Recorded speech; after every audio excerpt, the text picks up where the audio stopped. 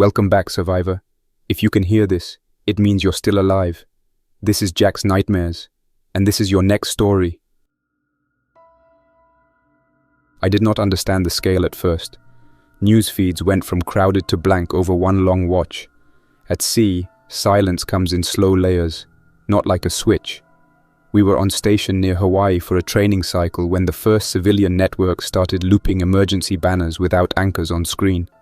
The watch team kept refreshing and saw the same lower thirds roll again and again without a human voice. Military traffic lagged the panic by a day. Messages got short, then coded, then inconsistent. We heard 3 different headquarters issue 2 different sets of guidance within an hour. After that, our encrypted windows opened on time but carried nothing. You learn to count silence in hours, and then in days. By the end of the first week, the radio room sounded like insulation. No chatter, no crosstalk, only the ship. Honolulu went dark in steps. First the airport stopped vectoring, then the harbor authority repeated the same berth assignments without humans answering follow-ups. We sent a helicopter to the shoreline for a visual. The pilot circled, called out wrecks on the main highway, then trailed off in the middle of a sentence and switched to numbers only. The video feed showed cars stacked against barriers and people clustered on roofs waving sheets. Some waved, some did not. Movement on the ground concentrated around noise. We learned that rule early and never forgot it.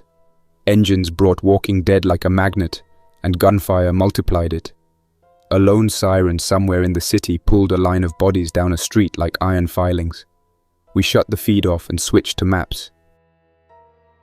On the carrier, we kept routine as if it were hull plating, colors at sunrise, engineering rounds every hour, reactor watch reliefs on the minute. The air wing briefed, launched, trapped, and debriefed on time even when the mission was to photograph empty water. The admiral told us that order would carry the bridge while the world figured itself out. For a while, men and women believed him because the ship still ran, and the ocean looked the same. A month in, belief cracked. We rescued 2 civilians from a yacht that drifted within view and brought them aboard on a back ladder. They lasted 3 days before the medical team pulled them aside for quarantine because one coughed blood. The woman died on day 5. The man turned on day 6 and tore at the plastic curtain until the Marines ended it through the screen. We double-bagged both and slid them over the side at dusk. That moment erased the idea that we were waiting for a weather break. We were not in a storm. We were in a new map. When the island stopped answering completely, we shifted to survival. The admiral stopped pretending he had a tasking. He said it plain over the one main circuit. The ship and her people mattered, and we would act like a fleet of one until we found a human voice that matched the codes. We set a search box and ran it for 2 months. We found only wrecks and a few boats pretending to be stranded until they tried to board us. The Marines kept them off with loud hailers and warning bursts into water. Those nights put a hard edge on everyone. People who had never fired on anything living learned a kind of steady hand that does not leave you. Fuel for aircraft became the choke point fast. We had a lot, but flight hours burned through a lot faster than people imagine when you add warm-ups and spares. We cut sorties to bare recon and medical evac only. The flight deck crews adjusted instincts built over years. No wasted taxi, no show moves. The arresting gear crews babied cable tensioners like nurses with incubators. Small things became the difference between operations and drift. A half degree on a valve. 1 extra set of hands in a catwalk during a tie-down in rough water. Electrical tape keeping a headset alive for 1 more trap. We stripped 2 aircraft for parts to keep 4 flying. Seeing a jet gutted in the hangar gave some sailors the shakes. For me, it read as proof we could still adapt. We made the call to look for a shore base when food showed numbers that made your stomach drop. Bulk staples held, but fresh stores were gone. Hydroponics on board could not scale fast enough. You can keep a ship steady on procedures, but you cannot feed men and women on spreadsheets. The admiral stood in front of the ready room whiteboard and pointed to 3 options. Try to return to the mainland and risk fuel, storms, and ports that look dead. Keep circling until the last pallet ran out and accept that option 2 ends us in the water, or pick a defensible shore facility, lock it down, and build a lifeline between steel and land. He did not raise his voice. He never did. We voted with our eyes. Every officer in that room stared at the chart of the coastline, with the old Navy base marked in pencil. Getting ashore took a week of quiet work. We ran drones over the base day and night and drew patterns of movement. We tagged hotspots where infected gathered and sketched lanes where they did not. We learned that flocks of birds told the truth before cameras did. No birds meant recent gunfire or smoke. Too many birds meant bodies you could not see yet. We used both signals. On insertion day, 2 helicopters moved at tree height with Marines clipped in and gear tight. We did not broadcast anything. No flags, no music, no announcements. We took buildings one by one, checked floors, checked closets, checked crawl spaces, and did not let adrenaline write the plan. We found 3 stragglers in the admin block who had been living on canned corn and hot plate coffee. They could barely say their names through cracked lips. We wrapped them in blankets and held them outside the fence for quarantine. We were not cruel about it. We were careful. The base looked dead at first glance and useful at second. The piers were intact but leaned in places where storm and rust worked together. The warehouses had dry roofs. The motor pool had tools under tarps that had kept sun off just enough. We pulled a generator apart and found it could turn with a little oil and a lot of patience. We wired a floodlight line along the inner road and saw the place come back to life inch by inch.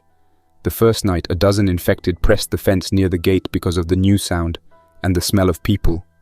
The Marines did not empty magazines. They aimed and waited and only fired when a face pushed between chain links. It was ugly without being a show. We logged every round and went back to loading boxes. We had civilians outside the wire by the end of week 3. Not many. Families who had been hiding in basements during the heat of the fall. Older couples who had figured out how to trap rain in barrels and eat fish when the algae did not bloom. They came with hands held up and faces that looked 10 years older than the calendar said. We set a camp in the old ball field across from the command offices and laid out rules on a board. 72-hour quarantine in tents, wash station at the gate, no weapons inside the inner fence, and a process for intake that did not let hunger outrun reason. We measured kids for shoes and asked parents where they had been sleeping. The most important question for adults was simple. Do you understand our rules? People who nodded and did not argue usually meant it. People who argued with everything would find a way to break something later. We learned to spot both kinds and place them where they could do the least harm. The disease wave that came later was not the original infection, which turned death into movement. This one was a common respiratory illness that became lethal because we lived close. It hit during a cold snap. Coughs spread fast through tents and into the old barracks because one person took off a mask to sip soup and forgot to put it back on. The ward filled in 2 days. Oxygen ran thin. Antibiotics went to worse cases, and you could feel the pressure of triage like a hand on the back of your neck. The medical staff set up plastic curtains and ran fans backward to make quick negative pressure rooms. But the virus did not care about our effort. People died, some reanimated. That was the tightest corner we have ever fought through inside the wire. Marines who had just served chow went right back to rifles and cleared small rooms where 5 minutes earlier nurses had worked. We burned buildings that week, whole buildings. We did not debate with flames inside walls. We pulled everyone out, dragged equipment into the street, and put a torch to dry plywood. Smoke coated the inside of my mouth for days. When the fire finally died, the base looked smaller and safe. Our numbers fell to just above 500. That count included Marines, sailors, aircrew, firefighters, former police officers, machinists, teachers, cooks, children, and elderly men and women who could shell peas faster than any machine we could rig. That mix mattered as much as the count. 100 former soldiers cannot make a base run without the woman who knows how to keep the generator carburetor clean, or the man who can fix a pump with a wall clock spring and some tape. We wrote those names on a board and put a star by each one with a skill we could not replace easily. Council called them critical. We protected them without saying so. Leadership changed during that bad season. Admiral Cross went into sickbay one evening and did not come out again. He asked for a pen first and wrote a note on a page he had torn from his own log. "Leave me in peace. Do not let me walk. Keep the rules." He named a temporary officer to keep the watch until the settlement could decide. He did not want a crown to pass by rank alone. We held a vote 2 weeks later after the funerals ended. I did not want it. I said as much. The room did not care what I wanted. They wanted someone who would not pretend. Someone who would count food in public, call quarantine without blinking, and explain every use of force without drama. I won by a margin that felt like a burden. The council wrote the charter with me standing in the doorway. Clear lines of authority, emergency powers clocked in hours, not weeks, and audits after every hard call.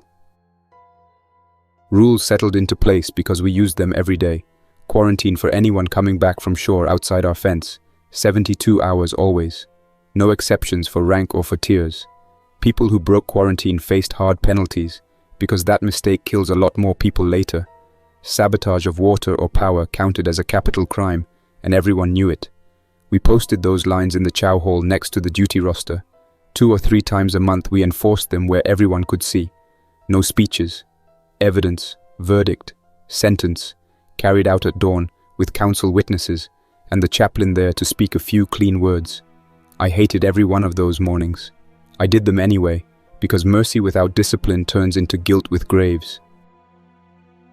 The base itself changed shape with each month. We doubled the fence and added angled skirts to stop climbers. We mounted lights on poles we scrounged from the parking lots and ran timers so the whole place did not glow like a beacon all night. We dug chicanes at the gates with broken jersey barriers and turned 2 old buses into movable roadblocks. A welder with a calm face and a steady hand built brackets for the light armor plates we bolted to our patrol trucks. Kids painted names on the plates with house paint because names matter when you roll out into streets that still hold teeth. Bluebird, Lucky 4, Mop. I did not ask about that last one. The name made the crew smile, and that counts for more than a perfect explanation. Power came from a mix we never planned for in school. Diesel generators ran the backbone when we had fuel. A line from the carrier through a transformer yard fed us on scheduled nights to keep battery banks topped off. We hacked together wind microturbines from ship parts and stacked batteries from dead electric cars we found in garages that still smelled like new plastic. The math never relaxed. We watched usage down to the 10th and shut down non-essentials without drama. The laundry shed got hand cranks and used heat waste from the generator exhaust to dry clothes. Nothing pretty, it worked. Water meant everything. The diesel unit was our crown. We shielded it with steel and posted guards around it even when the rest of the base felt quiet. We maintained a second unit in reserve and cannibalized parts to keep both alive. Rivera talked to those pumps like they understood him. He would sit on a milk crate with a wrench in one hand and run a finger along a gasket as if reading a line of text. We built a small grey water loop for irrigation and taught civilians to wash in a sequence that wasted nothing. Those dull lessons saved more lives than 1,000 rounds of ammunition. Food came from everywhere. Nets on the inner pier filled with fish at night when the floodlights drew small fry and larger shapes rose from black water. Greenhouses in the motor pool grew greens and herbs. We built raised beds in shipping pallets and taught people to compost in sealed bins, so the smell did not do our enemy's job for them. We smoked fish and meat in a shed that vented through a pipe pointed at the ocean to confuse the scent trail. Rations went out by coupons. We posted counts and taught every kid to read numbers, as if numbers were a language and not just a class. When someone stole, we did not talk about good or bad. We talked about next week's hunger. That lands better than shame. Aviation shrank to what we could service. 2 helicopters stayed alive with parts hauled from 3 dead airframes. The men and women who kept those birds spinning did work that made you stop and look. They used wire from toaster coils to fix a cracked heater, cut seals from rubber boot soles, and turned a bay of the hangar into a clean bench with curtains so dust could not settle on hard parts. We saved 1 jet for long photo runs. Every flight of that jet burned a piece of our future. We used it anyway when the information mattered. The pilot walked the deck slower after each landing. He knew his fuel gauge like I know the faces that make this place human. The carrier remained our anchor. Her lights at night told everyone within 5 miles that we were not a rumor. She gave us radar and a fallback if the worst happened. She also drew eyes. Raiders saw a treasure on the water and wanted to peel it. We answered with rules. No boat inside the buoy line with weapons. Engines off at the swap point. one boat at a time. When a flotilla tried to push that line, we put engine-killing rounds into their hulls and then rescued them from their own bad choices. We ran tribunals that sounded like court and not like vengeance, work detail on the breakwater, internment for those who would not sign terms, parole for crews that proved they could live inside law. That cycle built a wall in people's heads as valuable as steel walls on land. Word spreads. You get a reputation. In this new world, reputation moves faster than any vehicle. Information stayed muddy and dangerous. The Harbor Command broadcast started early and never stopped. Strong voices that sounded like uniforms promised safe docks and medical care. The coordinates always pointed to tight inlets, with clean fields of fire on rooftops and streets blocked with cars that left one lane open like a mouth. We answered with cameras in the sky. Drones launched from the destroyer lifted up and recorded men practicing waves with white cloth and rifles behind tarps. We jammed the signals with a tone and a clear warning in simple words. This is a trap. Turn around. Some listened. Others did not. The ones who did not became part of a pile that others would learn from. Everyone learns. The question is how big the class size gets before the lesson sticks. Death inside the wire was quieter in year 2, but it did not leave. An auxiliary with a torn glove in the wrong room. A guard who tripped and cut a knee on a rusty edge and did not tell anyone because she did not want to lose a shift. A kid who found an old needle in a clinic and thought it was a toy. We ran drills that felt too simple to save anyone. They saved people anyway. Bleach station at every gate. Hand washing with a song so kids hit the seconds. Weekly briefings in plain talk. If it sounded like school, it stuck. If it sounded like a sermon, it slid right off. Discipline without cruelty became our mark. When water lines were cut, we found the man who did it and held a hearing where evidence spoke first and opinion waited its turn. When a fight broke out in the chow line and a man pulled a knife, 2 Marines put him on the ground with a shoulder and a twist, and he spent a month hauling sand for the flood berm.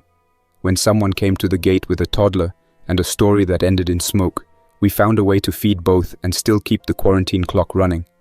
The hardest part of command is saying yes with limits. The second hardest part is saying no with explanation. We kept both tools sharp. The schoolhouse surprised me. It grew from a tent behind the greenhouse into a proper building inside 4 months because people pushed. A former teacher named Rowe found a stack of old readers and sanded desks until the varnish stopped flaking. The kids carried chalkboards and wrote rules about recess and bathroom lines that made me want to sit and watch for a while. A guard posted outside on rotation like it was a bank vault. In a way it was. The most valuable thing left was what you could teach a child without scaring the child out of being a child. Rowe taught math with screws and dice, geography with fishing maps, history with simple dates and the names of parents. She banned hero talk and told stories about teams. Good rule. We kept a ledger that went farther back than any radio signal did. The chaplain and I updated it together at night when the air got cold and the lights turned dim. Names of the dead in one column, cause in another, place in a third. At first the notes crammed the margins. Fever, fall, breach, raid. Later the notes thinned.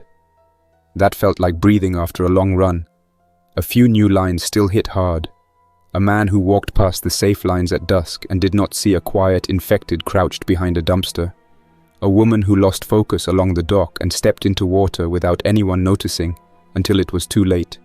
We learned from each line and changed one practice to block the next one. We moved the dusk line to a brighter place. We put a rope along the water's edge. We accepted that error shrinks but never goes away. We started to plan far out for the first time since the fall. Not months, seasons. Seed varieties that fit soil we mapped with our hands. Rotation schedules that rested dirt and rested people. Garden rows to keep roots deep. Fishing limits written on a chalkboard that crews signed before leaving the pier. Training cycles for quick reaction teams that mirrored old Navy calendars but with fewer shiny parts. The carrier commander and I built a plan to take her out for a hard spin once a quarter to keep men sharp and plants from thinking the world had stopped.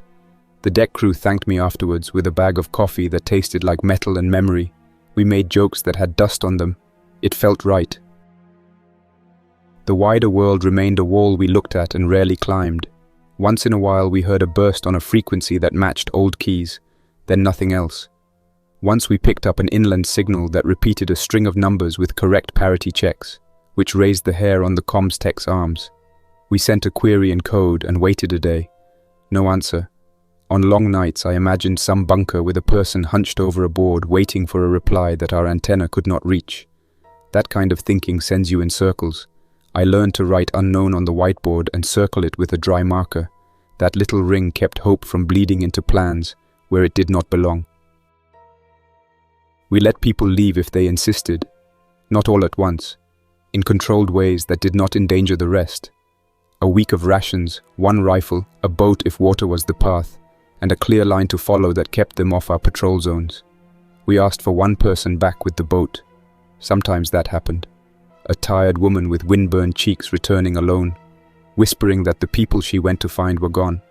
Sometimes the boat did not return. We folded that truth into the day and kept working.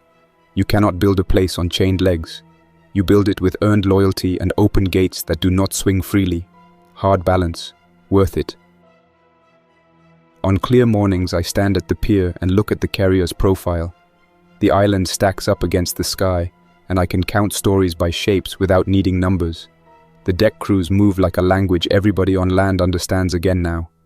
Chocks and chains, fuel lines, hand signals. None of it dramatic. All of it alive.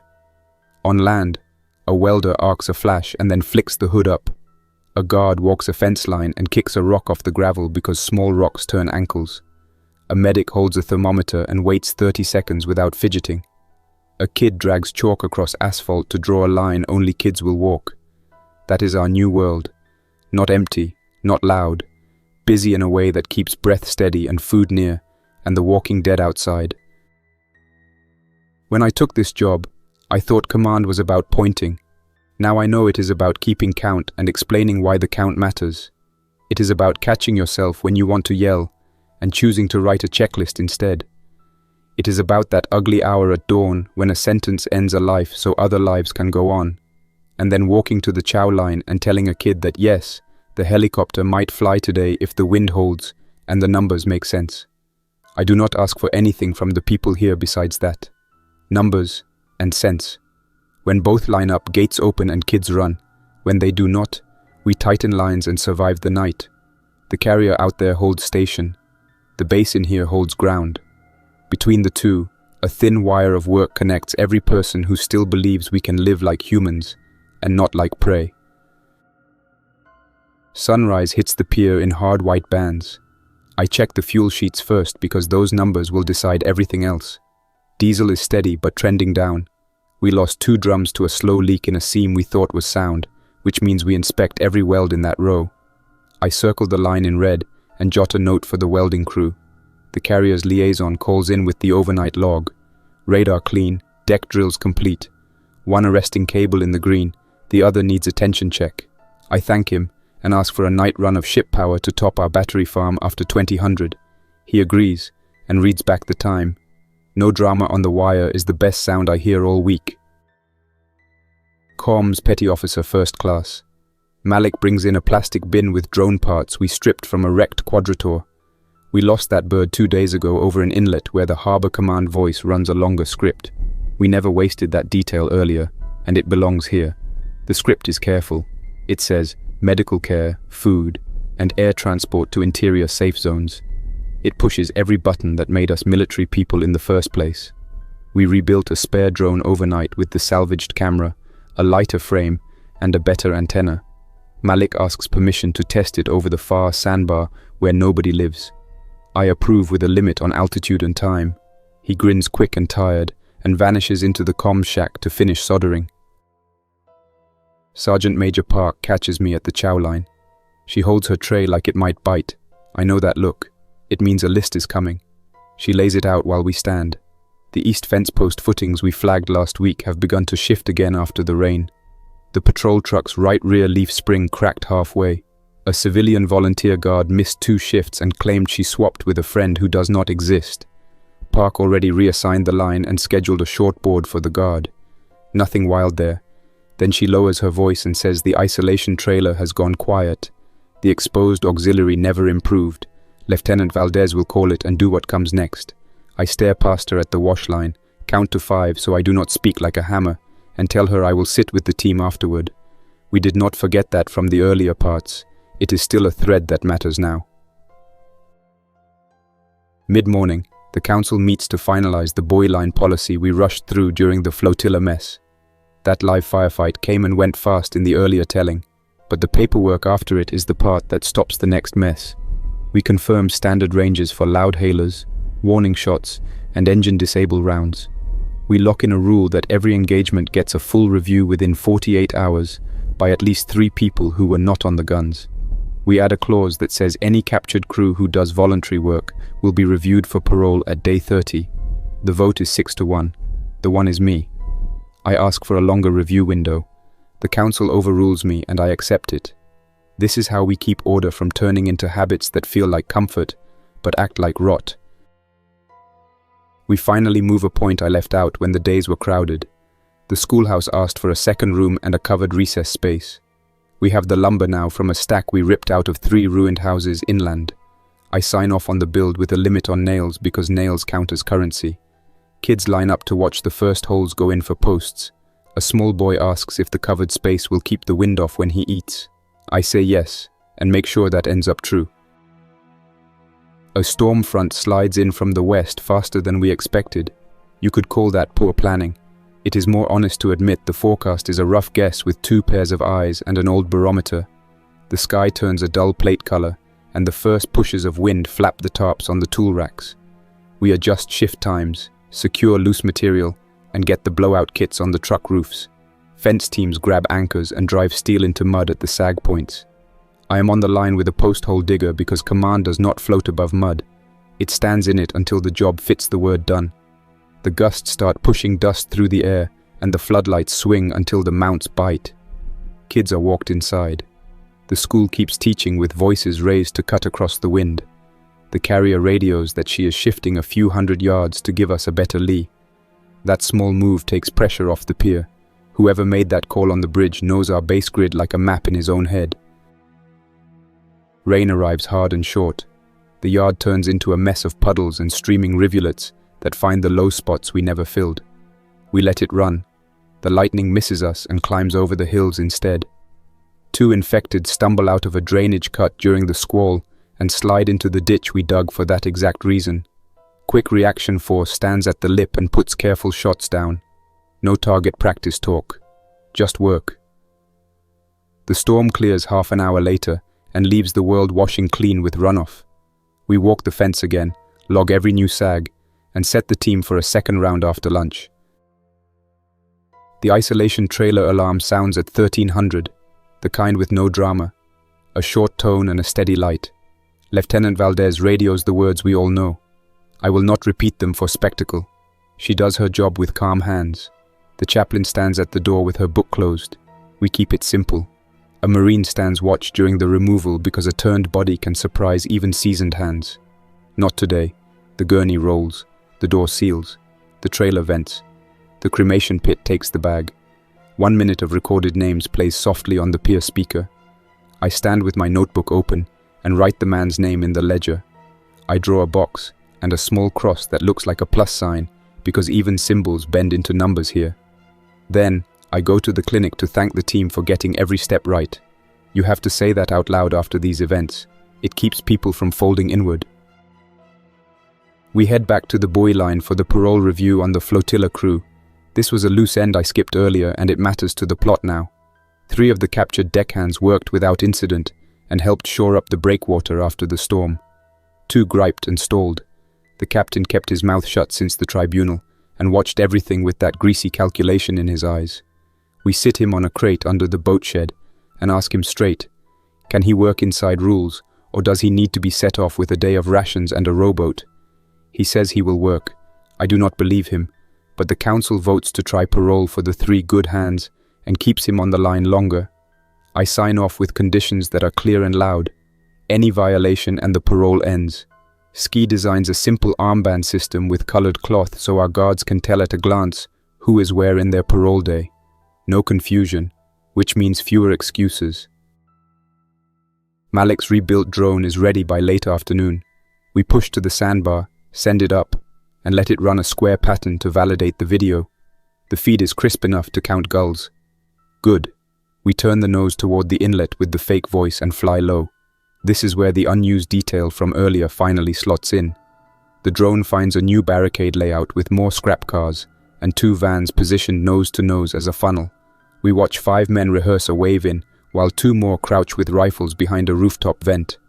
Infrared shows hotspots through the vans. People in the engine bays. Clever. That would have killed a truck team. We cut the feed to save the bird. I tell Malik to log the layout and mark the inlet as red for 60 days. We will not waste another flight there unless something large shifts. Dinner comes and goes in the smell of rice and smoked fish. The school's covered recess frame stands, a small gift after a hard day. Kids spin around the post like a celebration you would see in any town that still had a map on a phone. A boy points at the carrier and tells his friend he wants to fly one day. His friend says he wants to fish. Good. 2 jobs that demand patience and deliver food in different ways. I watch the last light fade off the island's superstructure and feel that old need to push for one more task. I leave it. We did enough today. Numbers and cents line up. The gate stays open for 20 more minutes for the joggers. Then we lock the base down and shift to night rhythm. Night Watch hands me a list at 0500. The pen traces slip a little from the cold. Nothing major. 1 outer camera froze in the storm and needs a manual twist to reset. The generator number 3 used more fuel than expected during peak load, and the Eastgate chicane collected a small pile of drift that will trap a tire if we do not clear it by noon. I sign off on the work orders and head to the pier rail with coffee that tastes like ash and sugar. The carrier blinks a single pattern to confirm the scheduled power share at 2000. I could live on that simple language forever. Blink, copy, work. Dana meets me at the chalkboard with today's agenda. She added something I asked for months ago and always ran out of time to pursue. Mapping and clearing a second safe route into the commercial strip inland. That street grid has shops we never touched because the warehouse plan held. Now that we need spare wire, hinges and fuel additives, those shops matter. We will not blow all that at once, but we will run small grabs that teach us what shop layout works and where infected tend to stack. My rule is simple. Never force a door you cannot recover behind. The plan assigns 2 teams and a sync point under a parking garage that has a good lane of sight in 3 directions. I approve with the condition that the helicopter stays 10 minutes out and the teams do not key it unless blood is spilled. The birds fly when they should, not because it feels good to hear rotors. We fold in another item I never slotted cleanly in, parts 1 and 2, aviation tires, and a resting gear spare strategy. The carrier's deck chief briefs me on the pier with a clipboard like mine. He wants 2 things from the base: a tighter rope ferry for small crates to speed up transfers during high wind, and a once-a-week deck walk from my people so they know how fragile those cables are. We lost one during the first weeks ashore because someone set a crate too close to the wire and a gust slid it 3 inches at the wrong time. Everybody lived. The crew still wakes up some nights thinking about that sound. I greenlight both ideas. We rig the rope ferry with pulleys and hang it high so food and small parts do not ride the main lane. And I put the deck walk on the school schedule for older kids. Understanding the ship keeps fear from turning into fairy tales. At 8, the 2 shop teams roll in light trucks with cages welded over the windshields and a plow blade on one bumper. Sergeant Major Park rides with Team 2 to evaluate a new volunteer who claims he can pick locks without wrecking the frame. Malik monitors feeds from 2 helmet cams and 1 small drone that shadows the route from above at rooftop height. The teams reach the strip and park nose out with lines of retreat clear. They work fast. A hardware store yields wire spools, hinge sets, and a crate of screws that is like music in a box. A hobby store gives up hand-crank gadgets, fishing lures, and a set of solar garden lights that our electrician thinks she can repurpose as night markers. The volunteer earns his place. He opens 2 rear service doors with a strip of metal and a field that looks like experience and not luck. Park writes his name in her notebook and I know what that means. He is on her radar now. Good. The trip back runs into a snag that tells me our changes after the last parts are paying off. A small pack of fast infected sprints down a cross street at the sound of a dropped shelf. The teams pull back into the garage, kill engines, and wait without firing. The infected thrash into the street, slide on a patch of oil, and pile into a mess of limbs. The volunteer starts to raise his rifle. Park puts a hand on the barrel and shakes her head. We do not waste rounds on a mess that is rolling away from us. A minute later, the street is empty again. The teams drive out and follow the longer route that adds 10 minutes and saves 4 magazines. That is how survival looks in year 2.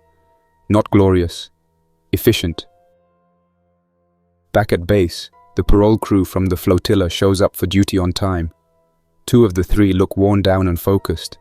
The third watches the gate like a raccoon checks a coop. Ski notes it and pairs him with a marine who does not blink. The captain sits in his holding pen and glares at the water like he can heat it with eyes. He will test us again. You can feel it. I am fine with that. He will meet the same process and the same wall of numbers. Midday brings the council session that almost split us months ago and still shadows our days. We avoided it in the earlier past because the hour-to-hour was heavy, but the settlement deserves to hear it once, clean and full. The question was simple and explosive.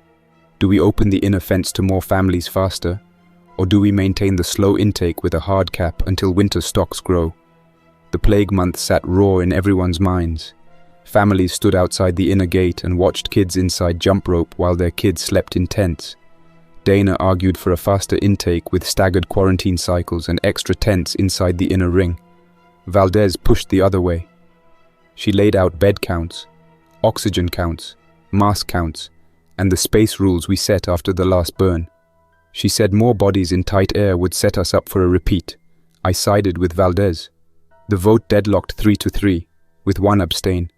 The abstain was me holding the gavel because I wanted the room to breathe. We took a walk. We came back. We moved to open 5 family slots every week, tied to specific skill needs, and to build a second quarantine yard with the lumber we had earmarked for a barracks we did not need yet. That solution cost us weeks of easy sleep and gave us a winter without new fires in the ward. People hated it at first. 6 months later, no one asked me to roll it back. I keep the minutes of that meeting in my jacket pocket. It is a reminder that votes matter more than growls. We push a perimeter expansion in the late afternoon to fold a cluster of service sheds into the fence. I walk point with the survey tape and Park marks anchor spots with spray paint. Civilians haul chain link and the Marines hold the perimeter with rifles low. We run into a nest in a tool shed. The smell hits before the eyes adjust. 3 walking dead, slow, tangled in hose and wire. We back out, torch the doorway, and let it burn down without a dramatic push. The fire climbs into the roof and collapses inward. When it cools, we rake the ash for metal we can use and mark the spot for a gravel dump. That corner will be a flat staging area by next week. The carrier radios an equipment request that looks small on paper and big in life. A set of heavy-duty scissors for hull-on bottle seals and a pressure tester for a pump line. We have both from the old fire shop. I send a deck crew kid with the bag up the gangway on the tug. He walks like he is stepping into a stadium. The carrier's deck chief meets him at the top with a nod, no over-the-top ceremony, and hands him a bag of coffee.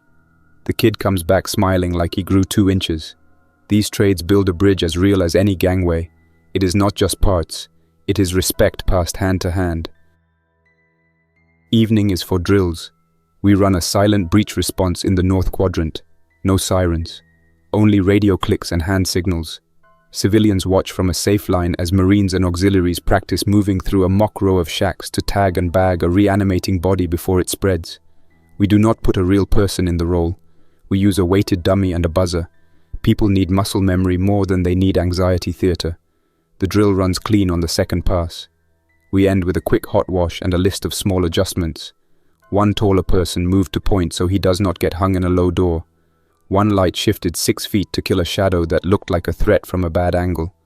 We log it and tape the changes to the duty board. I stop by the school on my way to the pier. The covered recess space has a roof now. Kids drew numbers across the floor in chalk. The teacher wrote a new rule in block letters. No running with hot cups. An older girl reads to 3 smaller kids about a city with buses and ice cream. She avoids the pages with pictures of crowds because those twist faces into something we do not need at bedtime. I stand in the doorway with my cap in my hands for a minute, and then leave before anyone claps me on the back or tries to pull a thank you speech out of me. This is theirs. I just signed the lumber list. Night comes on clean. The carrier's lights blink twice and then the power share kicks in. Our meters swing up. The battery farm drinks. I stand at the transformer yard and listen to the hum step down into a steady stream that the base understands. Malik walks up and hands me a slip. He wrote down 3 brief intercepts from inland during the storm. 2 were junk. 1 was a string that matched old parity checks again. We tried to answer. Nothing came back. I put the slip in my pocket under the council minutes and leave it there. If a real signal ever wants to live in our world, it will answer inside a window we can work. Until then, it is an itch we cannot scratch. I end the day at the ledger with the chaplain. We add 1 name from the isolation trailer. We add 1 rule to the board by hand. Double glove for any interior work near pooled water, even if the room looks clean. We pin the kids' safe streets map next to the shop team routes and run a piece of string from the chalk lines to the real grid. The lines line up more than I expected. The world the kids drew is the world we made without trying to be poetic about it. Paths that avoid noise, corners that feel safe. Places where people meet under a roof and talk about nothing important because the important things will be there in the morning no matter what. I walk the pier 1 more time. The parole crew sleeps behind a wire line without grumbling. The captain stares at the ceiling of his cell like he is counting the bolts. The wind is out of the west again, but lighter. The floodlights throw steady cones across the fence, and the gravel throws back that dull shine that means it is level. The carrier out there turns her island lights to red, and the deck crews coil a line with the exact kind of neat that tells me people still care about standards. I write 1 last line in my notebook. Numbers and cents today. I close it and go to bed with my boots next to the rack and the radio on the crate. Morning will come and it will bring a list. We will meet it with work. I wake before the alarm and lie still long enough to hear the base breathing. The generator hum is steady, the wind is light, and somewhere a guard clears a throat near the east tower. I sit up, pull on boots, and scan the clipboard on the crate. Overnight entries are short. 1 coyote inside the outer fence near the smokehouse shooed back out without shots. A camera blink on the north road, reset by hand. The parole crew slept through. The captain asked for extra blankets and was denied. I pour coffee that tastes like a nail and head to the pier. The carrier's island shows dim work lights. A deck crew hoses down a corner and pushes water to scuppers. Work that looks boring, but keeps planes from sliding later. Malik intercepts me halfway to the chow line. He has that look he gets when the radio behaved like a decent tool. The market net is open early, and the bus lot traders have posted new rules. No antibiotics in open trade, only through the med board, and only for items on a short list. That list includes fuel line cleaner, spark plugs, and raw salt. This is the fallout from our last hospital run.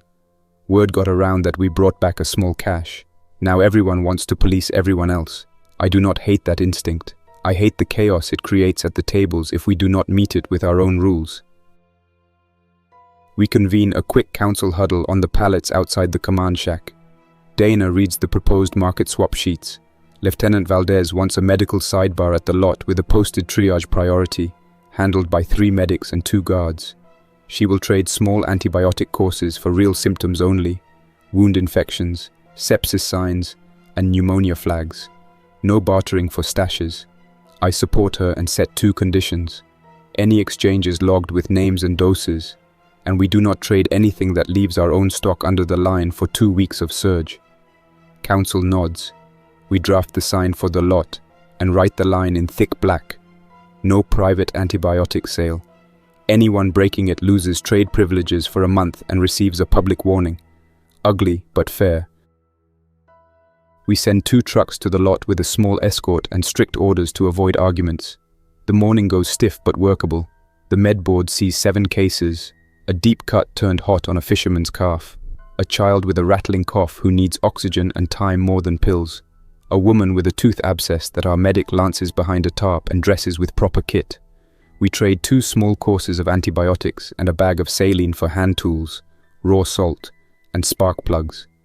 The child leaves with a blanket and instructions to sleep on his side and return if his lips go pale. The mother cries quietly into her sleeve when the medic gives her a cheap pulse oximeter from our box and a clear number to watch for. That little screen might save him. It might not. We did what numbers allowed. Trouble bumps the edge at noon. 2 men in mismatched fatigues try to move antibiotics under the table from a cooler, claiming they got them from us. Our guard spots our fake seal on the bottle. Wrong color ring. She flags it, calls me on the radio, and the market marshal takes the men aside. We do not start a fight.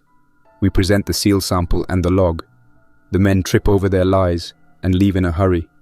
10 minutes later, a whisper runs around the lot that the Navy base is hoarding meds. That whisper would grow teeth if left alone, so I do the thing I dislike most and step up on a pallet. I say 3 sentences. We trade with rules. We treat with rules. And we will not tolerate fraud. I point to our board and offer a simple check. Anyone who wants proof can inspect the med logs under guard at the lot. Names redacted. Quantities clear. Eyes drop. That ends it for the day. Not forever. Enough. Back at base, the temperature drops fast. Wind turns sharp and carries grit under the fence lips. Cold snaps make infected move in weird patterns, like the chill stiffens them, and then noise lights them up. We call for a silent posture. No unnecessary engines. No hammering. Floodlights to half. The quick reaction force pulls on heavier jackets and rotates hand warmers so trigger fingers do not lock. We run the fence walk in pairs with radios clipped high and weapons on safe. The air stings lungs and tastes like dust. We hit the north fence in time to see the first cluster appear out of the scrub. 15 walking dead, slow, shoulders hunched, moving toward the line of trailers where the wind breaks. They are not hunting. They are trying to get out of the wind like any animal would. They brush the wire and set the motion alarms off anyway. We adjust the lights to push them along the ditch. 3 stumble in and cannot climb. We finish those with careful shots and leave the others to drift out of range. Ammo matters more than comfort. An hour later, the cold snap turns the test into a wave. Noise from the market convoy returning. Engines in the quiet. Draws another group from the rail cut. We hold the inner gate and leave the convoy outside until the clusters pass. The drivers sit still with engines off. One auxiliary starts to twitch his boots. Park taps the window with a knuckle and holds up a flat palm. He stills. On the fence, the infected bunch tighten press. The wire sings. The first section leans. We brace with poles and sandbags and call in 2 more guards. No panic. The ditch catches a handful and the rest turn into the lane where we left scrap cars as blocks. They bump and stall there, and the line dissolves as the quiet settles. We count heads, check the wire, and wave the trucks through. The drivers roll at a crawl and stare straight ahead. Good discipline. In the middle of this, Ski finds a note slid under the parole pen door. He brings it to me without comment. The paper is greasy, the letters pressed hard. It is from the flotilla captain. He wants a talk at the fence with me, alone, after dark. He writes that he can deliver fuel and information about a real command inland. He also writes a line that rings false in my bones. He says he knows the codes. People who know codes do not write it like that. They say which ones and when. We set a trap of our own. We tell him yes, and set the meeting at a spot under full camera, floodlights ready, and a marine pair out of sight in the shadows. The captain arrives at dusk with his hands raised and his chin up like he thinks he is charming. He talks fast. He offers a trade. He says he can deliver 2,000 liters of diesel if we let him borrow a small boat and 1 radio. He says he will bring back proof of command inland in a week. Every sentence smells like a line. I let him finish and ask him for a call sign and a code window. He gives me a random string and a time that fell on a Sunday 3 months ago. I hold his eyes and say nothing for a long time. He laughs and shrugs like he is in on a joke. I nod to Ski. The Marines step forward and the captain goes back into his pen. He spits on the ground and calls us cowards. I do not rise to it. A coward wastes men on vanity. We did not do that today. That night, we put his pen on extra watch and doubled the locks. We also shift his 3 parolees to a different crew with different routes and a new supervisor so he cannot pass messages by habit. Dana writes the tribunal notice for the morning. Attempted subversion of security, attempted theft by deception, and breach of parole agreement by incitement. It is not a capital case. It is a long work detail case. He will hate it more. His crew will see the cost. That is the point. I walk the cold fence in the last hour before midnight. Frost threads along the lower wire and glints in the floodlights. The gravel is hard under boots, and the air smells like metal and smoke. A guard coughs and covers her mouth with the crook of her elbow like we taught. I ask if her mask fits. She nods and adjusts the nose wire. A slow infected presses a palm against the fence and smears frost. It leaves a greasy mark and moves on. We hold this place by inches and by minutes. It is not hero work. It is work. I sign the last patrol sheet and head in.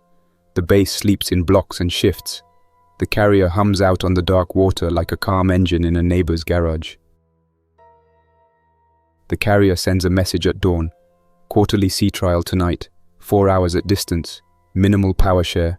Radar on limited sweep. We planned for this in the earlier drafts and kept it in our pocket. The deck chief reads the schedule and the expected windows for cat cycles to warm actuators. I read back our base prep plan.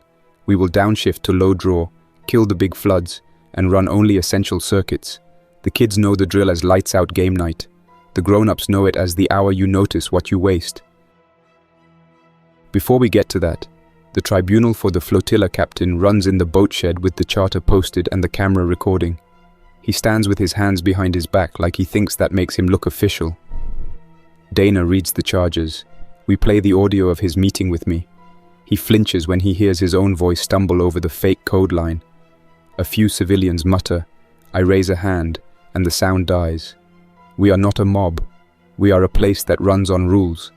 The council votes for a 60-day work sentence at the breakwater with a guard. No parole review during that period, and a move to isolation at night to prevent further incitement. He opens his mouth to argue and then closes it. He is not stupid. He knows we could have made it worse. He also knows we will not. That balance keeps the fence from becoming a wall that turns us into something else. The guard rotation at the isolation trailers changes at 10, and Lieutenant Valdez stops me with a quick report. 2 cases in the outer camp clinic show fever and shortness of breath without obvious exposure pathways. She is cautious without panic. She requests a temporary mask mandate in the tents and a halt on new intakes for 72 hours. I agree and ask her to post the why in the simplest language. People accept rules when the reason is clear and the clock is visible. She writes it on a board. Slow fever cluster. Watch for cough and fatigue. Clean hands. Masks inside tents. Review in 3 days. No big stamp. No sirens. Just the facts. We use the day to clear every task that would be ugly and low power. The welders finish the east fence footings. The rope ferry to the carrier gets a last check, pulleys greased and lines waxed. The smokehouse crew salts a batch early so the burn can cool before the sea trial. The school loads a crate of books into the covered recess space and runs a story hour, then a math hour, then a quiet hour. I sit in the back and watch a kid trace numbers with a chewed pencil, and then turn to check the window. When a helicopter passes at altitude, the motor noise draws heads, and then the room goes back to work. That rhythm is the skeleton under everything. At 1800, the carrier signals departure. Her shape shifts against the horizon and then melts into the dark. We shut down the non-essentials. Floods off. Yard lights to 1 in 4. Power to the med ward holds steady and glows soft. The bass changes tone. Voices drop a notch. You can hear small sounds that daytime hides. Wind under aluminum sheets. A door hinge we missed. The soft step of a guard changing stance. We run a small patrol in pairs along the outer fence, with 1 thermal scope passed between them at checkpoints. The scope shows the world as warm smudges and cool voids. It is useful and disorienting. I tell them to split the look with naked eye every other minute to keep brain and tool honest. On the pier, the parole crew beds down early with blankets under the tarp. The captain sits in his pen and hums a tune without words. He stops when the watch walks by and starts again when it passes. The sound irritates guards by design. Ski hears it on the rotation and smiles without humor. He posts a portable white noise box near the pen and dials it up just enough to drown the tune. He tells the guard to log it as noise mitigation and moves on. Smart. No confrontations, no escalations. Problem turned into a line on a page. Halfway through the sea trial, the wind shifts and brings a smell from the old town.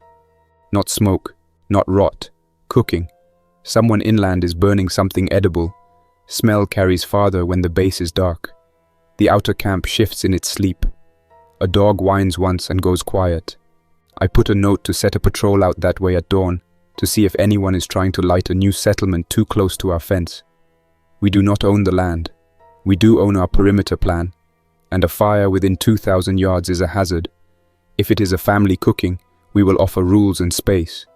If it is a raider nest, the quick reaction force will make it a cold spot by noon. An hour later, the cold tests the fence again. The infected show up in a loose line along the railroad bed and drift toward the warm patch that is the med ward. The new layered skirt on the fence works. They slide down and back like rain on a slicker. One finds a gap we had not seen and gets a forearm through the wire. The guard hits the arm with a baton and the body falls back. No firing.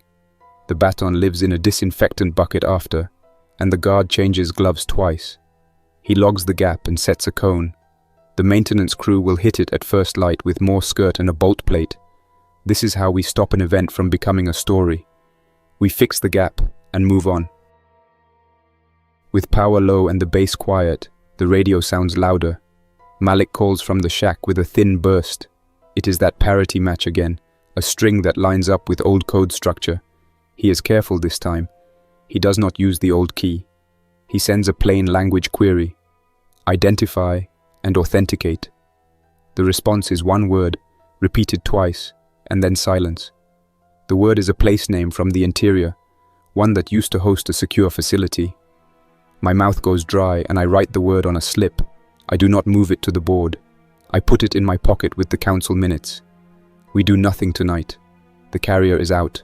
The base is on low power.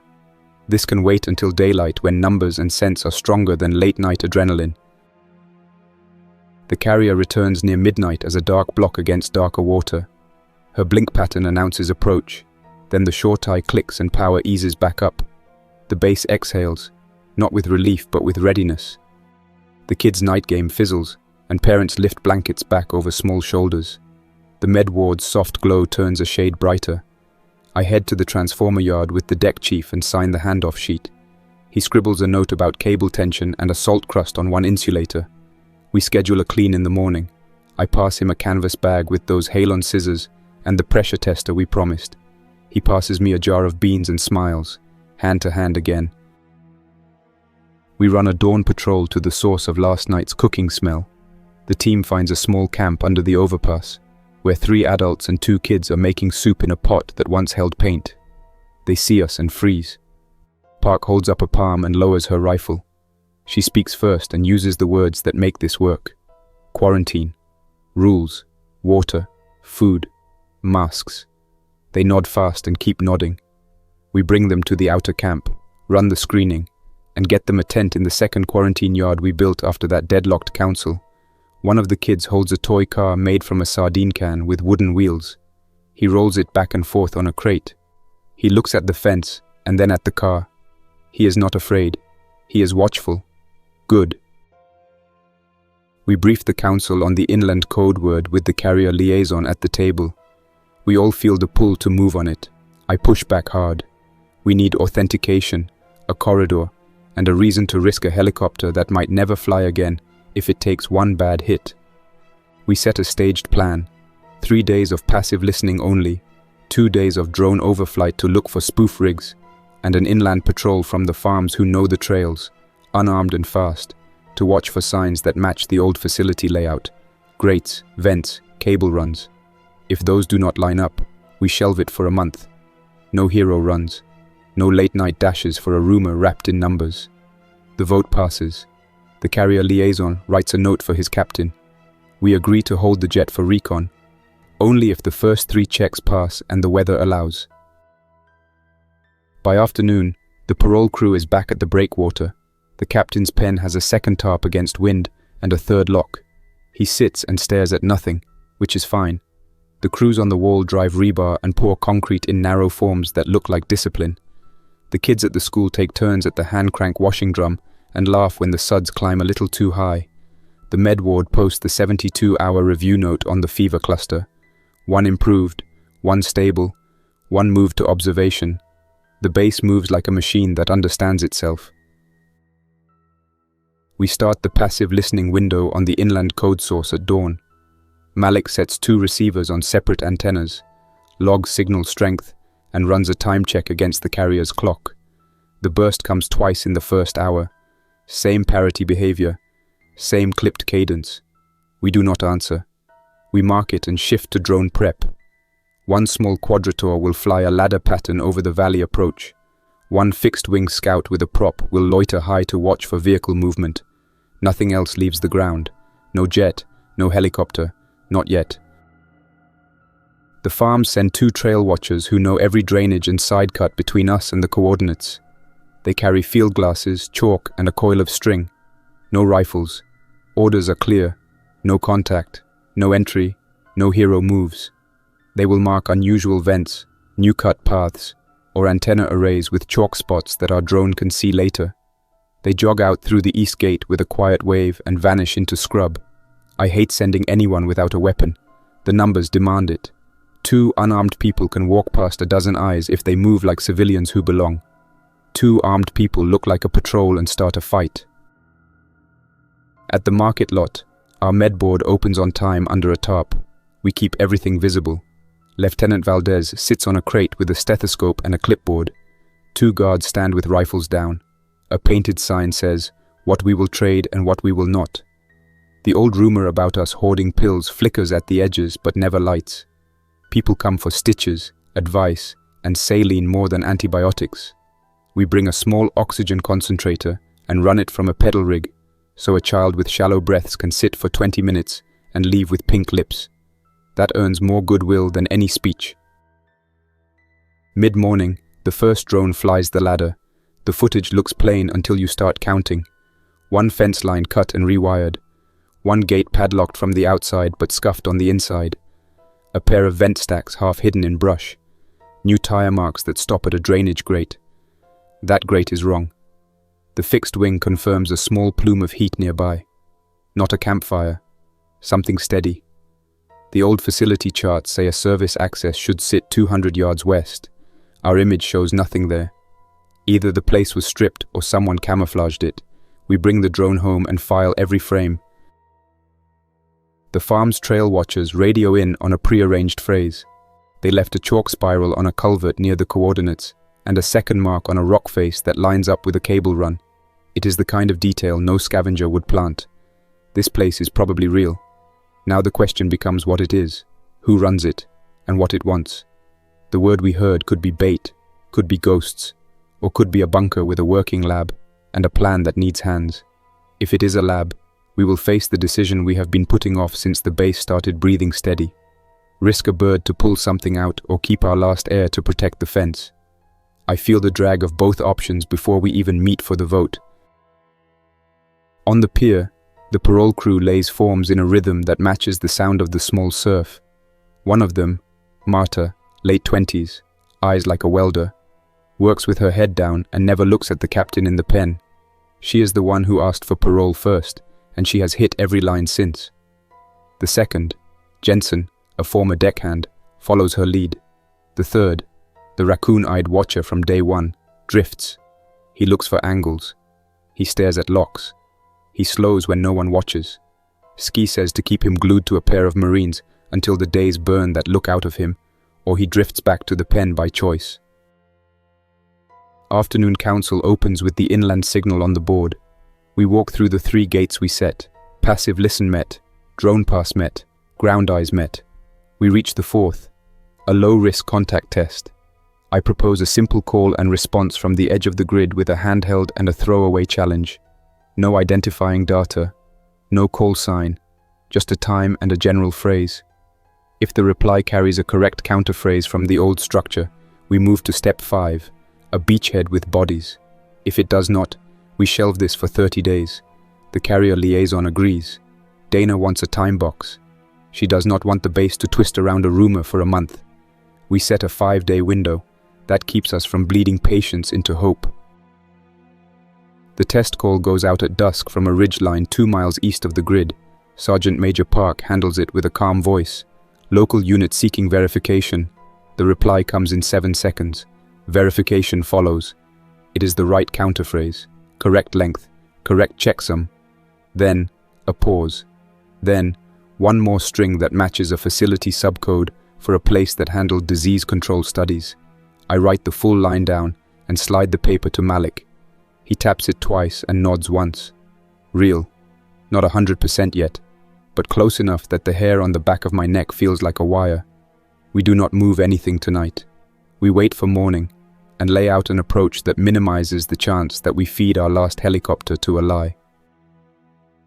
Night brings a different problem. Market day means more motion. More motion means raiders watch for weak seams. A group tries to test the west fence at 2000, right where the new skirt meets an older run. They flash lights and bang a piece of rebar to draw guards. At the same time, 2 cars roll from the south road with their lights off, aiming for the chicane. It is a soft, coordinated prod, not a full attack. We answer with numbers and patience. Floods step up in stages, not all at once. Quick reaction rolls quiet and cuts 1 car off before the chicane. The other car hits a spike strip and stops dead. No shots. We haul the drivers out and put them on their faces. One tries to swing, and Park drops him with a straight elbow. In the floodlight, the faces are too young. That is common now. We do not turn this into a warning by gunshot. We confiscate the cars, search them, and find nothing but a bad idea and 2 empty rifles. They get a ban from the market and a week of hauling gravel for the wall. The fence holds. Panic never crosses the wire. That is the win. I sleep 4 hours and wake up with a list already in my head. For the inland contact, we need a small team that can run a foot approach and handle a medical handoff if that is what we find. We pick Lieutenant Valdez, 1 Marine pair, 1 engineer with lock and measure skills, and 1 comms tech with a short-range set. No helmets, no unit patches, clean faces, civilian jackets over plate carriers. The helicopter sits on a 5-minute strip alert, pilot in the seat, bird-powered but cold on the deck. The carrier holds a drone in the air at 10,000 feet to watch the roads near the grid. We transmit the rendezvous point 1 hour before step-off and set a fail-safe code. If we say the word moisture, the bird does not land. The team walks out just after sunrise, with masks around their necks and eyes forward. They reach the ridgeline and wait until the top of the hour. Park calls the phrase again. The reply is shorter this time, and it adds a note that makes my teeth grind. It asks for an air pickup from the east clearing because ground access is compromised. I taste that word like a stain. We will not land blind. Park replies with our condition. Produce visual proof on a panel in the open, then we talk. The panel appears 10 minutes later where the drone can see. It is a sheet with a large alphanumeric grid that matches a code string used by disease control for supply runs. The number in the corner matches the last 2 digits of the parity check we logged last night. That is too tight for a random fake. I give the bird a go code for a high pass only. No skids on dirt. The pilot skims and sends down a speaker message. Wait 1 hour. Be ready for a low hover drop of a rope. No one crowd the line. We will abort if any shape approaches within 20 feet uninvited. The voice on the radio replies with the correct acknowledgement. Back at base, I pull Dana and the carrier liaison into a short private huddle. If this is a trap, we lose a helicopter at best and people at worst. If it is real, we could bring back a kit that helps our med ward or teaches us something about the infection that can shave death off the edge. We lay out odds like a simple math problem in pencil. It does not make the choice easier, it makes it honest. I authorize 1 attempt with a hard abort line if any sign looks wrong. Pilots know the line by heart. Nora nods tight and checks her bag again. She leaves anything that is not critical. Mass matters. The hour passes like a crank turning. The helicopter goes in low with doors off and a rope ready. The team on the ground crouches behind a berm. Our drone watches the rooftops and tree lines for any last-second movement. The field looks clean.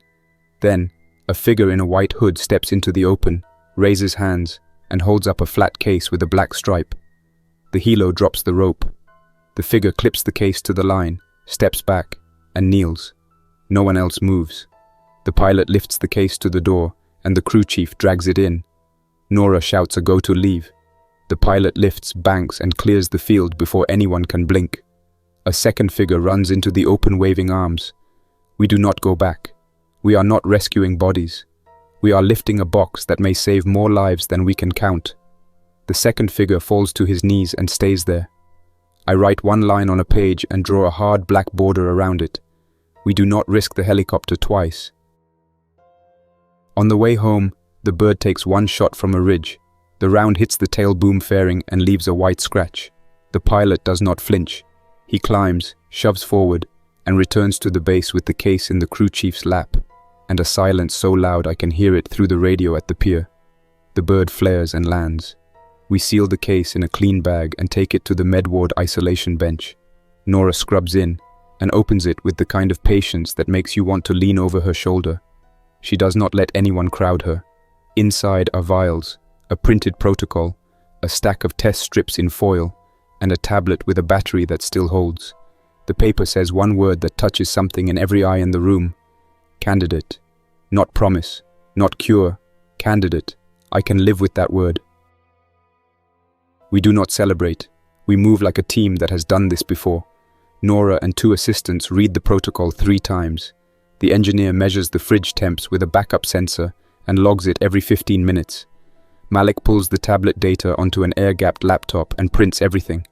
I sign a rule that says no one in the camp uses any part of this without medboard orders and council oversight. We will not test on kids. We will not test on pregnant women. We will start with volunteers from the guard who understand the risk and sign it with their own names. The chaplain stands by with a pen and a hard face. She will not pressure or bless. She will witness. Before we can even digest what sits on the table, the inland contact pings again with a new line. It is a simple received. No demand, no brag, no new instruction. That makes my shoulders drop an inch. If this were a raider play, we would hear gloating. If it were a bunker looking to own us, we would hear orders. We get acknowledgement, and then nothing. We log it and move on. The team showers. The pilot sits on a crate outside the hangar, with his hands still on his knees, like he is flying in his head. I hand him a mug and say very little. He nods once and stares at the horizon. We set up a small triage for volunteers that evening after the kids go to sleep. The first 3 are Marines. One has a scar along his scalp from the week we burned barracks. He says he will take the same risk for a chance to keep the next man off a list. Nora explains the protocol and the unknowns with no decoration. She explains what we will and will not do. The men sign. We begin at dawn, when the lab temp holds steady. This is not a miracle. It is a process that might shift a number. That is enough. While this moves, the world continues. The parole crew finishes the day at the breakwater and shuffles back to the pen. The captain tries to bait a guard with small insults and cheap flattery. The guard leans on the rail and watches the sky until the words run out. The kids at the school paint their Safe Streets map on the wall in the new room and draw the carrier on the horizon like a block with lights. The generator crew logs a tiny voltage sag on line 2, finds a cracked lug, fixes it with a new crimp, and marks the time. These tiny lines save us as much as any box of vials. At sunrise, Nora administers the first controlled dose to the volunteers under full observation. No one else in the ward talks. Every eye is on hands and numbers. We log time down to the minute. We keep the rest of the base out of the ward after morning rounds to reduce noise and risk. The chaplain sits in the doorway and writes without looking up. I stand in the hall and listen to the sound of the fridge compressor and the click of a pen. Outside, the fence crew shifts gravel on the east side and the smokehouse opens vents. Inside, 3 men breathe and wait and crack small jokes to keep muscles from locking up. By mid-morning, temperature charts look boring. That is good. One volunteer feels lightheaded and drinks water. Another says his joints ache and then says it passes. Nora checks pupils and lungs and writes down numbers without snapping the pen. Lieutenant Valdez is honest in the room. and brutally honest outside of it. She tells the council that day one tells us very little, that we will not know anything worth knowing for days, and that we will not push dosage or skip steps to feed boredom or hope. The council agrees. Dana writes a note for the board. Trial underway, volunteers safe, no public access, updates nightly. It reads like the rules for a dock shift, and that is exactly right. The inland contact breaks silence near noon with a single string and a short voice message. The message is clinical. It thanks us for extraction of the package and asks us to broadcast nothing else for now. It says, "Do not send further air until we request." That line earns my respect. The voice sounds tired. It could be theater. It feels like truth. We comply and shut the channel. We owe them a clean radio picture if we expect more crates. The parole situation reaches a head in the afternoon. Marta asks for permanent placement. She wants to join the wall crew full-time and live inside the fence with her own work badge. Jensen asks to stay too, but he wants the docks. The third drifter, Rook, the watcher, tries to slip a bolt cutter under his coat during a break. The Marine on him calls it in. Ski and I walk over. We find the cutter in a trash barrel nearby, still warm from his hands. Rook says nothing. He looks at the ground and waits for a hole to open under him. It does not. The council convenes a fast board outside the shed. 2 votes for parole revocation. 2 for a final chance with a leash. I break the tie and pull parole. Rook goes back to the pen for the full remainder, plus 30 days after for incitement. Marta and Jensen get their badges, and a spot near the fence and the docks respectively. The captain watches all of it without blinking. He learned nothing. I can work with that. Predictable men fail in predictable ways. We planned for a market day breach attempt, and the next one comes on schedule. It is smarter and meaner than the last. A truck pulls into the lot with 2 barrels of fish and 3 kids in the bed to look harmless. The driver smiles too much. Our guard sees a rifle muzzle under a tarp at the tailgate and raises her hand. The market marshal freezes the lot. Our loudhailer says the words everyone knows now. Show hands, step back, drop the tarp. The driver laughs and rips the tarp instead. 3 men roll out and level weapons at the med tent. We answer with controlled fire from behind engine blocks and a stack of pallets. 1 raider drops. 1 panics and fires wild. 1 runs straight for the med tent. A civilian trader trips him with a length of hose and sits on his legs. Our guard disarms him. The kids climb out of the bed, scream, and run to the marshal. The whole thing ends in under 30 seconds. No civilians shot. 2 raiders wounded and bandaged for tribunal. The driver unhurt and already talking himself into a hole. We lock the truck, move the barrels of fish to a neutral corner, and shut the lot for the day. Every trader in the circle watches with a face like stone, but no one pushes back. They like rules more than they like drama. We prove again that we will not let medicine or kids become bargaining chips. That night I do the walk I always do before we make a hard pivot. The fence holds. The wind dies. The carrier sends a single blink on the island, then goes still. I check the med ward door and see Nora asleep in a chair with a blanket around her shoulders and a logbook open on her lap. A nurse sits with the volunteers and marks down anything that looks like change every 10 minutes. Small muscle twitches, a sigh, a cough. Most of it is nothing. All of it goes on paper. The chaplain watches the hallway and nods at me once, and that nod says more than any line I could write. Day 2 of the trial gives us small things. The light-headed volunteer says it feels like a long run in thin air. Nora notes mild fever and tells him to drink. The second says his joints ache again, and then laughs and says he misses the bad coffee from ship duty. The third sleeps more than the others and wakes with a dry mouth. None of that is dangerous yet. None of it is proof of anything good. We wait. The base hates waiting, but we do it well now. We fill the hours with useful work. The greenhouse gets a new drip line. The school paints a line on the ground for a hop game and invents rules no adult understands. The smokehouse crew pulls a rack and hands a strip to the quick reaction force as they pass. The market reopens with stricter checks and fewer smiles. Everyone adjusts in a day. The inland voice sends one more burst that afternoon. It asks for a ground drop of a small battery pack at the ridge in 2 nights. No air, no contact. The drop window is narrow.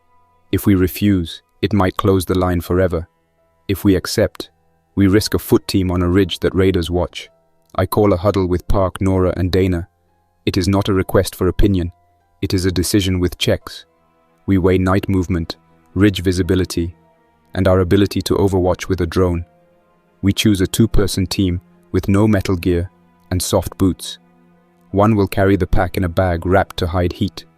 The other will watch with glasses. We will track them with a weak beacon that only our receiver knows. If anything moves wrong, they drop the pack and leave. If raiders show, we will not respond with gunfire. We will not start a fight for a battery. Park nods. She picks the pair herself and sends them to sleep early. Day 3 of the trial holds steady and gives us one hard line that may matter later. The volunteers' oxygen levels drop by 2 points and then come back up by evening. It is probably nothing. It might be a thing. Nora circles it and writes watch in the margin. I look at her face and see that careful hope that comes from numbers and not from stories. We keep doses stable and pace the checks. The ward runs on low talk and steady hands. The chaplain reads names from the ledger in a low voice near the pier, and then joins the night watch with a thermos she did not drink from all day. The drop night arrives with no moon. The team moves slow and quiet to the ridge with the beacon strapped low on a belt. The drone watches the road with a cold eye. No headlights. No people. The pair places the pack under a rock shelf, chalks a mark on the north face that only a trained eye will notice, and leaves a second mark 50 yards away to see if anyone reads the wrong one. They walk back without speaking. 2 shapes move in the valley during the return. The team stops, sinks into brush, and waits. The shapes hunch and move like infected, not like men. They drift down the drainage and vanish. The team returns before dawn. We log the drop and the lack of contact. The voice on the radio sends a single received that afternoon. No thanks. No extra words. Good. Tribunal day for the market raiders is short. The driver tries to charm. It fails. We run the video. We log the barrel counts and deliver them back to a neutral trader under watch. The raiders get a sentence. 2 months of wall work with a guard and no market privileges. One civvy who tripped the attacker gets a public note of thanks, a box of nails, and a bag of rice. He blushes and says he just stuck a foot out. That is how this place works. Small honest acts matter. We do not make statues. We give nails. On day 4 of the trial, the volunteers' oxygen numbers hold steady again, and a small marker on the test strip shows a shift we can read. We triple-check the strip. We run a control. We run a second control. The line stays visible. It is not the answer. It is a nudge in the right direction. Nora says 3 words, "We may continue," and packs the strips away like they are gold coins. We do not cheer. We breathe and mark the chart. The chaplain permits herself one short smile in the hallway, where no one can make it into more than it is. Midweek, the farms bring in a hunter with a broken wrist. He slipped on wet rock and fell. The clinic sets the bones, wraps him, and sends him home with a sling and instructions. The old world would call this boring. Here, it is an example of what makes a settlement safe in any meaningful sense. He will heal and feed people again. He will teach a kid how to set a net. He will watch a fence at night and point his chin at a gap before it opens. Multiply that by 500. That is our strength. The inland voice goes quiet for 2 days. That fits the pattern. We do not chase it. We do not send more gifts. We listen and keep our grid tidy. The carrier conducts a short flight check to cycle hydraulic systems and then signals all good with a blink. The deck crews paint a fresh line along the catwalk that the kids will copy on the school floor tomorrow. Dana signs a trade with the bus lot for more raw salt in exchange for a crate of wire fuses and 2 hand crank pumps. The pumps turn up in a video the next day at the market where a trader shows others how to use them. That is better than holding 2 pumps on a shelf. The parole story finds a finish the way these stories do, with small choices over many days. Marta never misses a shift. She helps a young guard breathe through a night where infected crowd the wire in freezing wind. She shows a trick with a tarp and a stake that lets one person cover a breach, while another sets a brace. She stops looking over her shoulder for her old crew. She belongs. Jensen hauls nets on the dock, learns to tie knots our sailors do in their sleep, and admits he lied about years at sea to look bigger when he first walked in. He shrugs and says he wants to stop lying. We shrug back and say that is fine. His hands learn the truth faster than his mouth. Rook sits in the pen and stares through the fence, lips moving. He is the man who will keep choosing badly. He is the warning on two legs. We feed him, we guard him, and we do not let his choices yank us off the path. On the 8th day, the inland voice asks for one last exchange. It wants a small crate of non-medical supplies, batteries, wire, duct tape, in return for documentation. No people moved, no air. We assembled the crate, mark it with a chalk code, and run the same ridge drop. The drone watches again. This time, we catch a shadow near the grate. We hold our breath and let the shadow pass. The drop completes. The reply comes at dusk. Malik prints 24 pages from the tablet we collected earlier, now that we have the right key. The pages outline a field kit protocol that matches what Nora already started, plus a longer plan for a community-level response that actually fits what we have. Masks, spacing, oxygen management, early warning on fever clusters, and the use of a specific cheap drug we can scavenge if we prioritize warehouses we used to ignore. It is not a cure. It is a plan that makes our way of living safer by inches. We can execute this.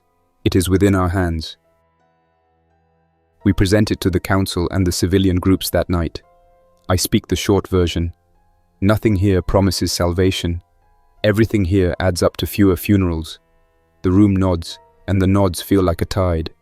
We assign tasks. We push masks back up in the tents during cold snaps. We rewrote scavenging to target 2 pharmacies and 1 supply depot that lists the drug on old manifests. We build a second oxygen concentrator from parts under the motor pool bench. We rewrite the school rules to include a small winter spacing routine. Kids roll eyes and then adapt. They always do. The carrier captain sends a note the next morning. He reads our attached plan and offers the tug crew for a day to help move refrigerator units to a better spot near a backup generator. He also asks for volunteers from our fence crews to walk his deck and talk about how we rig the skirts and chicanes, because some problems on steel mirror problems on land. We organize a swap day. It looks like nothing to someone who wants television endings. To me, it looks like a navy and a town sharing tricks so fewer people fall. That is the future that works here. We run one more sea trial with the carrier 2 weeks later with the base fully ready for low power. Nothing breaks. No one panics. Kids play cards by lantern in the covered recess. Guards walk the line and call out gaps that do not exist, just to keep the rhythm. The parole board meets and stamps Marta and Jensen as permanent, with their names added to the duty roster and the coupon book like anyone else. Rook flunks his last review and gets 30 more days with a smaller pen and fewer chances to talk. He screams once and then goes silent. The base does not look at him much anymore. We look at the wall, the kids, the lists, the small boxes of strips in the med fridge, and the tug's wake sliding in a curve that will set the bow where it needs to be when the pilot says stop. A week later, the volunteers from the trial come off daily observation with good numbers and a fistful of blood draws that make sense on paper. We do not call it success. We call it progress. Nora writes a summary for the board with no adjectives. She orders another small round with the same limits. We hold a quiet meal in the chow line for the volunteers and their teams. No speeches. A cup of coffee for each, the good kind, and a plate stacked higher than normal. Someone starts a song and stops. Someone tells a joke that only engine crews get. People laugh low and eat with heads bent. That is right. We do a memorial for Admiral Cross at the 6-month mark inside the new Safe Streets room, not on the pier. The chaplain reads his last note, the one about keeping rules and not letting him walk. I add 2 lines. He taught us to hold the line without pretending it would turn into old parades. And he taught us to measure our days with ledgers and drills, not with rumors. Kids sit cross-legged and listen because the room feels safe. A teacher pins a paper carrier silhouette to the wall, and a child writes Ford under it in careful block letters. That sight does more for morale than any engine test. We finish the quarter with a harvest from the greenhouse that fills 4 bins, greens, herbs, a handful of tomatoes that taste like sunlight, and a small fist of strawberries the kids pick and then cut into tiny slices, so a dozen mouths get a piece. We mark our stores up and see numbers inch above the line for the first time since last winter. We will not brag. We will not post banners. We will log it and assign the next rounds of work that keep it true. The inland voice goes quiet for a long stretch. We keep the listening post running and the rules tight. If the voice returns, we will be ready. If it does not, we did not bet the base on a ghost. That is the part I will carry as a win long after the thrill of a box of vials fades. We did not break ourselves chasing a story. We made ourselves better while testing it. One evening, near the end of a clear month, I walk the pier at the same hour I always do, with a notebook and a pencil. The parole crew sleeps on clean blankets with badges hung on a peg. The pen with the extra locks is empty. The captain finished his term and chose to leave at dawn with a week of rations and a small boat. We offered parole inside the fence. He said no. Some men only know how to stand outside walls. He paddled toward the South Channel without looking back. We watched with binoculars until he turned into a shadow and then into nothing. The tide took him where it takes everyone who will not bend. We turned and checked the locks on the fuel yard and logged the time. The carrier runs a light test and then goes dark. The base runs on battery for 20 minutes while the kids count to see if the lights return when I said they would. They do. A small cheer goes up from the schoolroom. Guards smile without showing teeth and then focus back on the fence. A dog barks once at the wind and then settles. The greenhouse glows like a clean aquarium behind frosted plastic. The med ward door opens and a nurse steps out with a bowl of basil. She hands it to the cook with a grin that makes me want to write it down in the ledger under something other than supplies. I settle for herbs to chow. It reads plain. The feeling is not plain. It is earned. We end the night with the simple routine that holds us. Tools on hooks. Weapons cleaned and counted. Water logged. Fences walked. Kids tucked in. Ledger updated. I write the last line and set the pencil down. I glance at the silhouette of the carrier and know that ship is the anchor the world can still see. I look back at the wall and know this base is the anchor we live on. We are not waiting for rescue. We are not walking into the dark with flags. We are building one day at a time and choosing the kind of laws that let kids draw chalk lines in a world that tried to erase all of them. If someone asks me why I wanted this job after the vote, I will not give a speech. I will take him to the fence at dawn.